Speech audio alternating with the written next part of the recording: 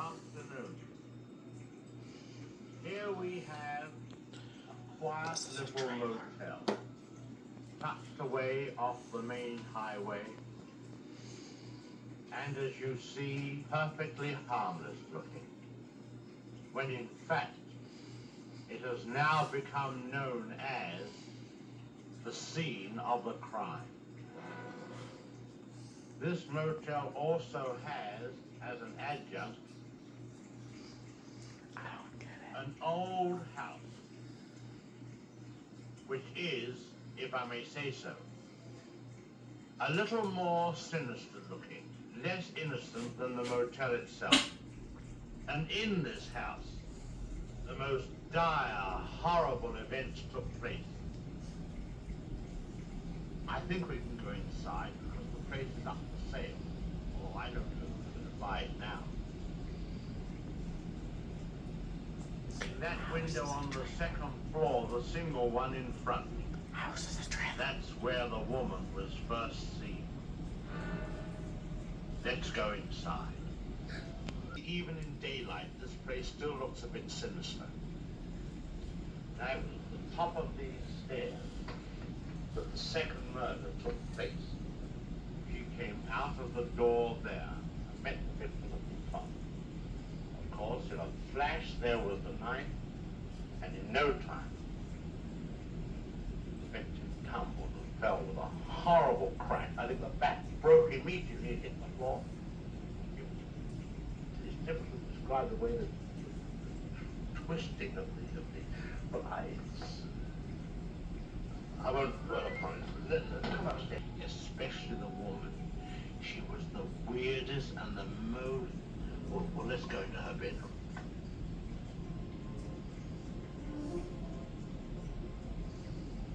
How is this a trailer? Here's the woman's room. Still beautifully preserved.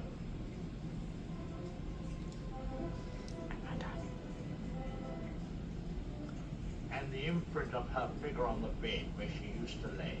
Yeah, that's good. Good evening. I am doing the 1960 classic Psycho.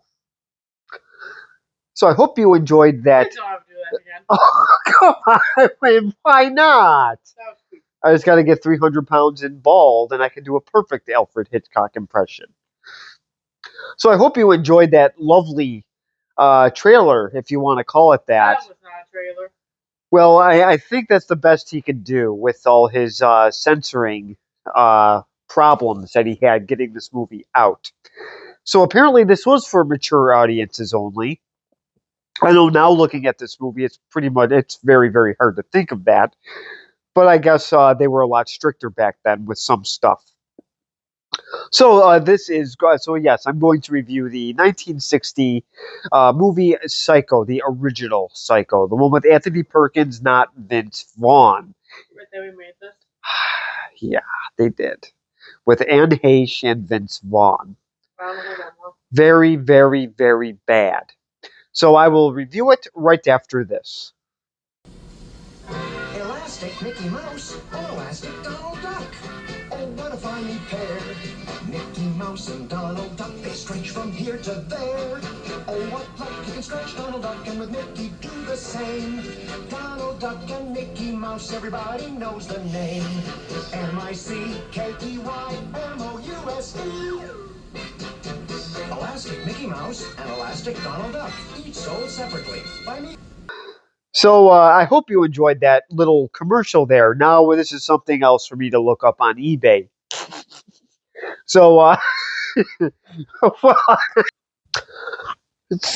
like I said, these are something that I would like to look up on eBay just for curiosity purposes, not for purchasing purposes. So moving on. So this is the 1960 movie Psycho.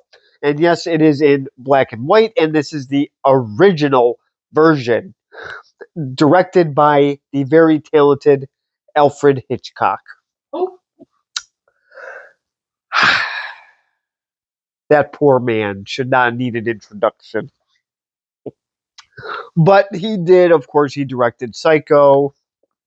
He directed, I believe, the other... 1, 2, 3, and 4? I don't know about 4, but I know that he did. I want to say he did at least 2 and 3.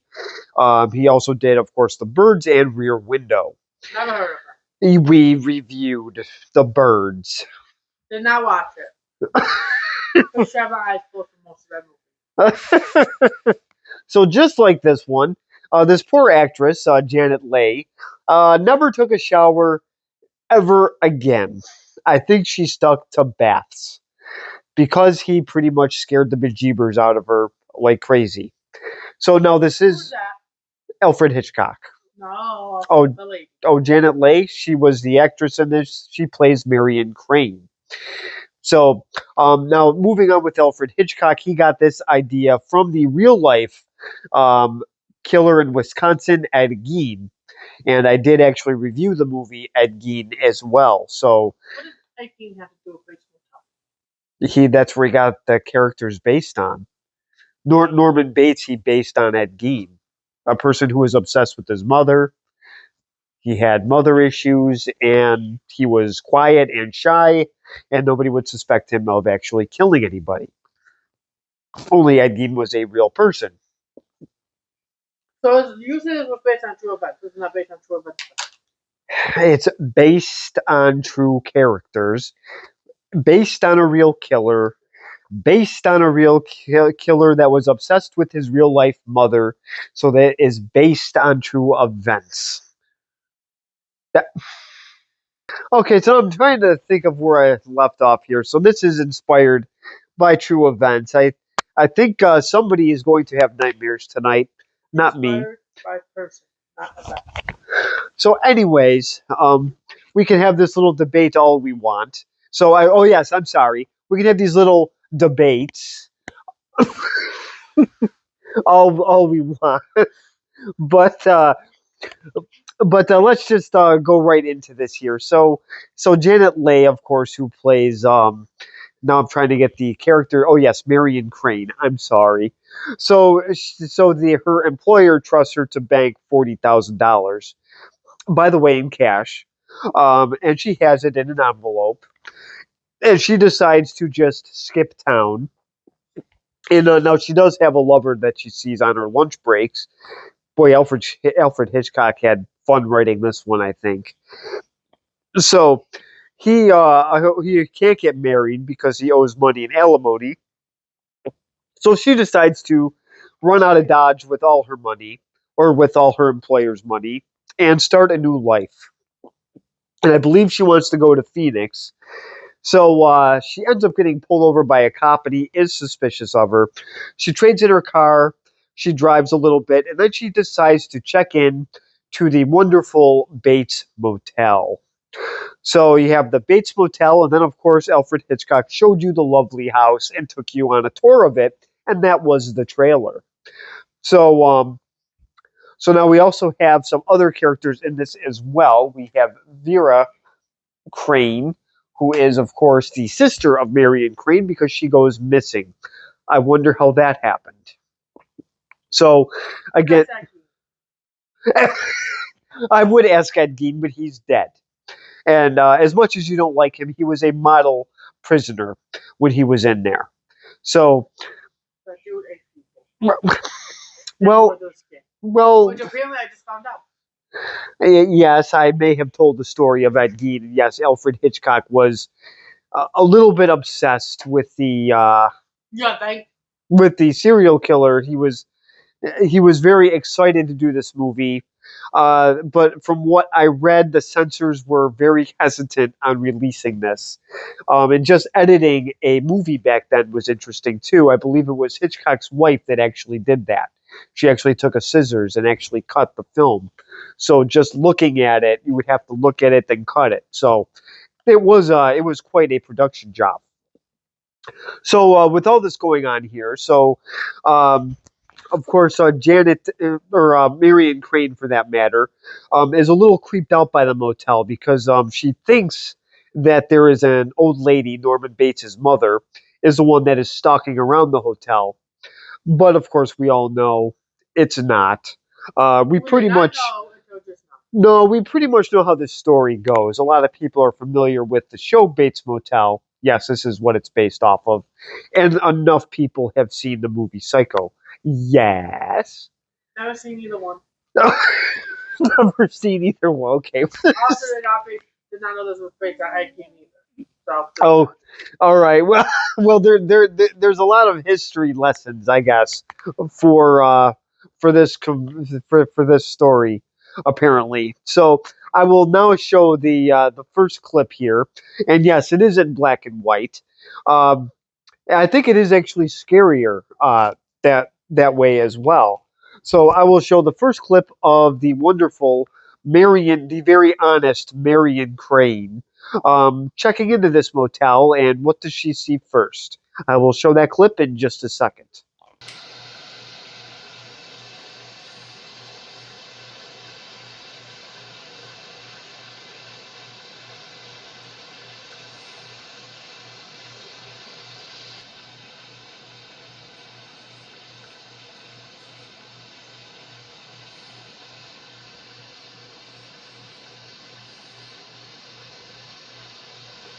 Go ahead in, please.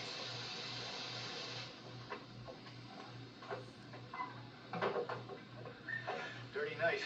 You have a vacancy. Oh, we have 12 vacancies. 12 cabins, 12 vacancies. So this was the wonderful Bates Motel. So she is looking to check in, and she sees the little old lady just going right across the bedroom there. So then, so after this, after she honks the horn, Norman Bates comes out and pretty much says that there's 12 vacancies. So there were 12 rooms open. So now she is checked into this wonderful motel, I'm sure with a really nice guy. He seems very, very friendly. So good old Norman here checks her in, and now she's unpacking. So now we get to see her with her $40,000 in a nice little envelope. minus 700. Oh yes, minus 700 because of the car. So I will show that clip in just a second.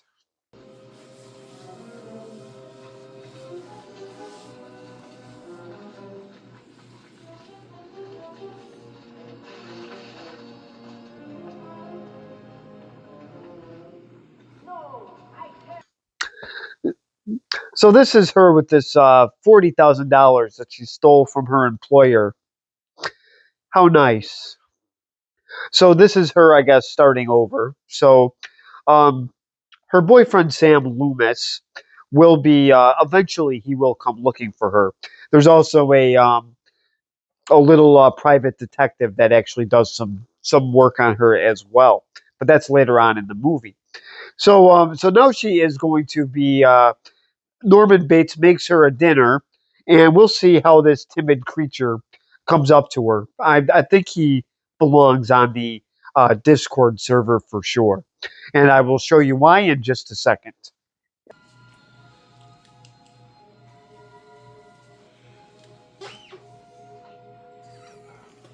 It might be nicer and warmer in the office.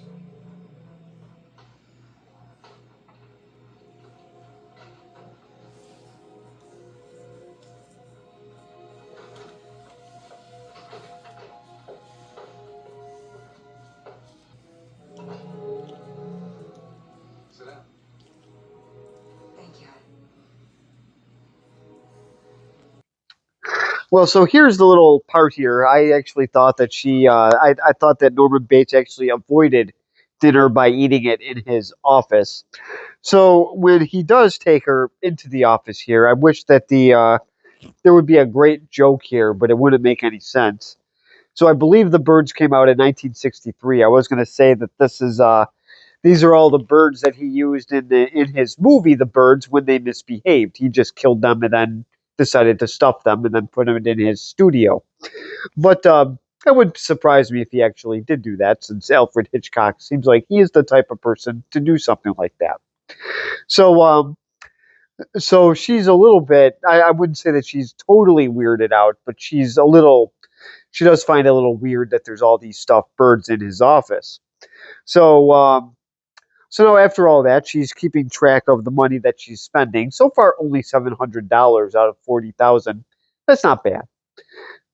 What do you mean no? Oh, motel. Oh, yes, and also the motel. So that's probably 5. So if you look at the condition of it, it can't be that expensive. So now she does flush the paper down the toilet. You don't do that.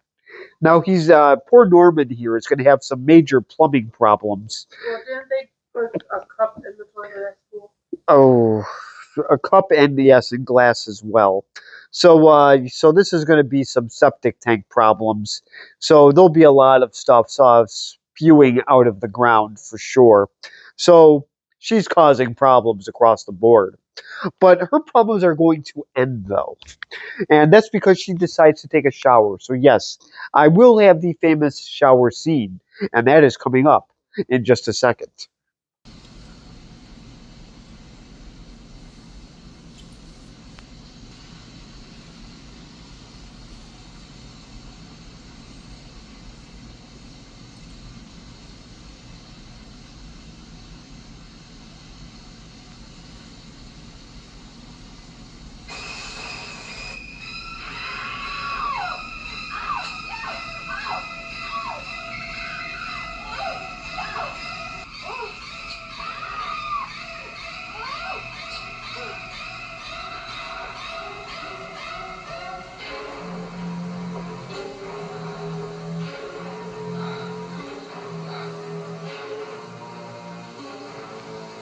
Well, here's the famous shower scene, and I can kind of tell a little bit with the editing here that this was definitely Hitchcock. It looked like that there was like a penguin, like a fat penguin type frame coming into the bathroom. So Hitchcock enjoyed this scene a lot. As for the actor, or actress for that matter, um, I I don't think she had a good time. Not a lot of people really enjoyed working with Alfred Hitchcock that much. She didn't know he was gonna do that. Well, he went a little bit too far, I think. She scared him for one. I think he did the scene over and over and over and over again. So, and I do remember hearing that he really did have fun with the knife motions as well. And I'm pretty sure with the just from the look of him, with his 20 chins that he had, with that stern look, I think he had a scary presence to him.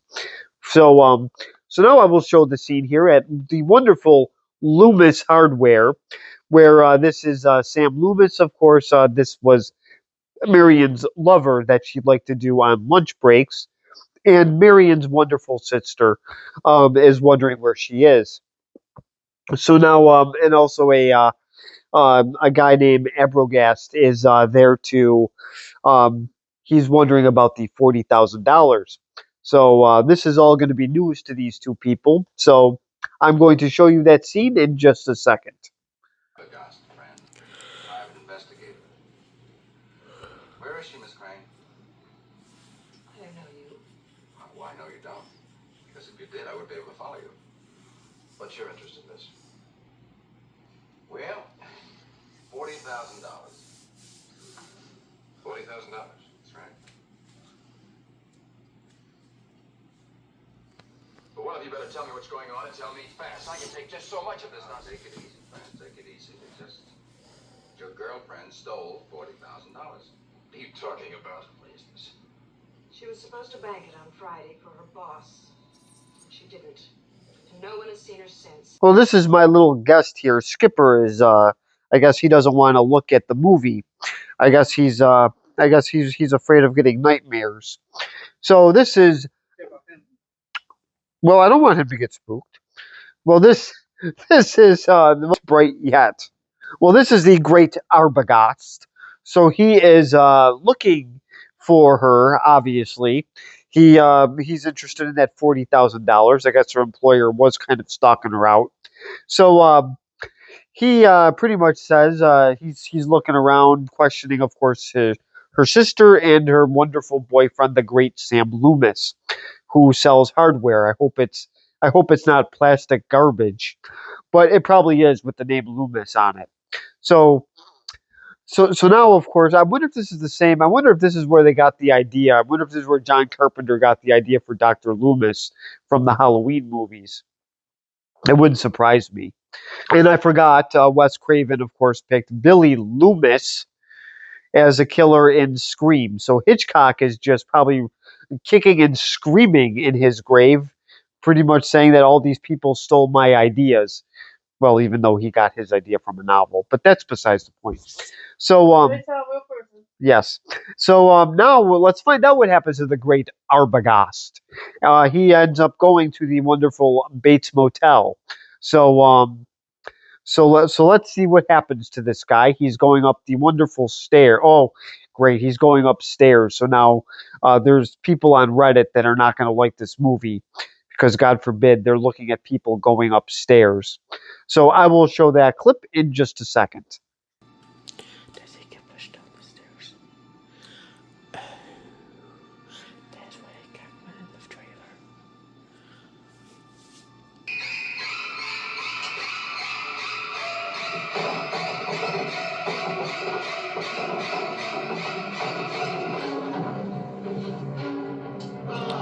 Here is the great Arbogast.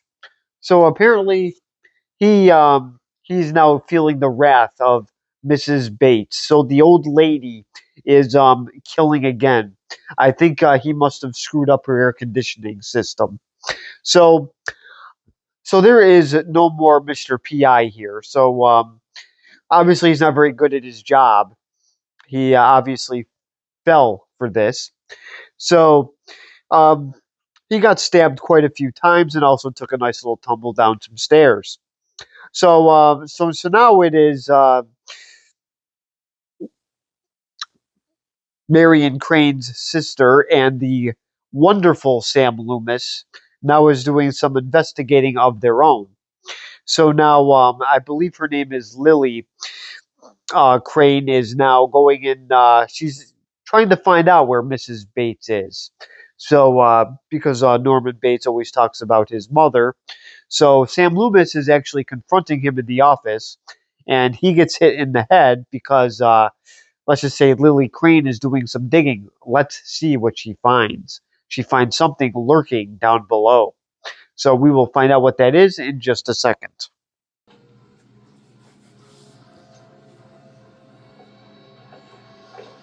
Mrs. Bates.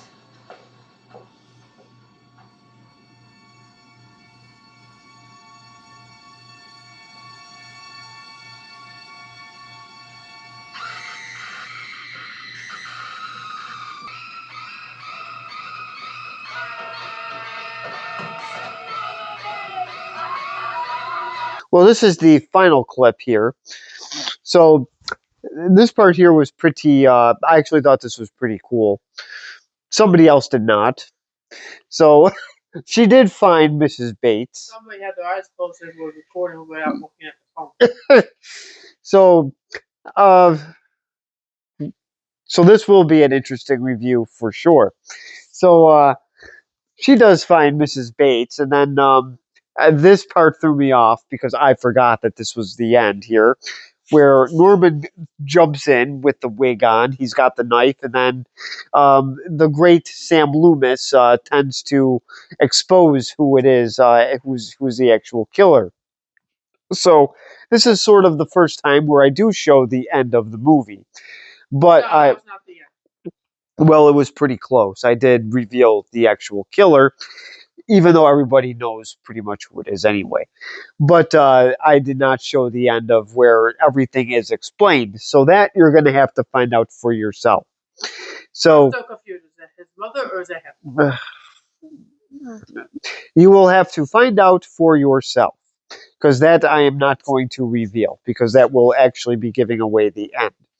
So now, does this movie stand the test of time? Even though this is 1960, I think it. I think doing this review actually does, because somebody actually was creeped out and scared by this movie.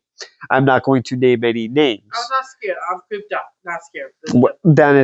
Then this just proves that this can stand the test of time. So I don't want to hear that this movie was only good for its time, because it still to this day can creep people out, and that is that is very, very, very interesting in my mind because, well, if it doesn't stand the test of time, they would never have made this stupid TV show that I never watched.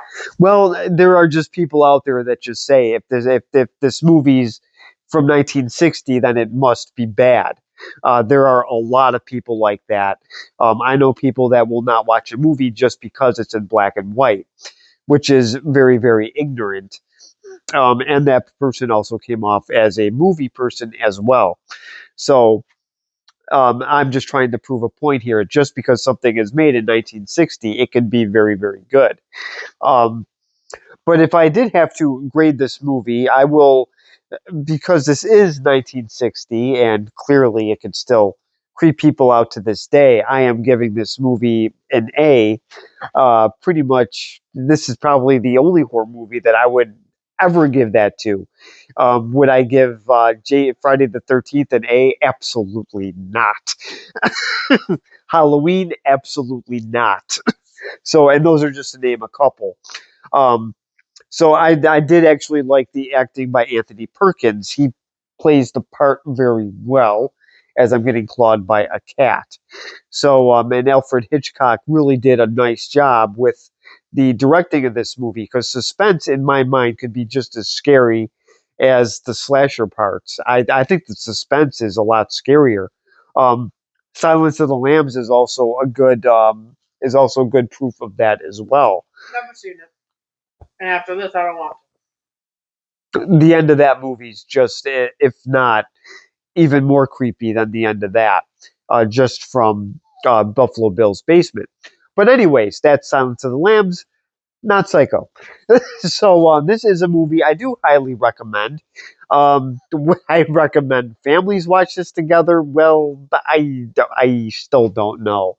So obviously, this is not as bad as some movies today, but still, do you want your kids seeing an old lady with a skeleton, the shower scene? it. It ain't nothing worse than what Halloween or Friday the 13th does. Yeah, I That's guess that even is. worse. I guess that is true, and those are very My kids mindless. watch them all the time. Oh, I guess that is true, and those are mindless movies. This is at least interesting, and it's actually the acting is actually good. It's not cheap garbage. So I know there are no capes and lasers in this either, but this is a very, very good movie. So our cat is playing the part of Norman Bates here. So so this is definitely one to check out. So I don't know what streaming service it's on or if any, but I believe you can actually buy these all in one DVD collection for probably a very affordable price if you still have a player. So subscribe if you want. Please comment below, and thank you very much for watching.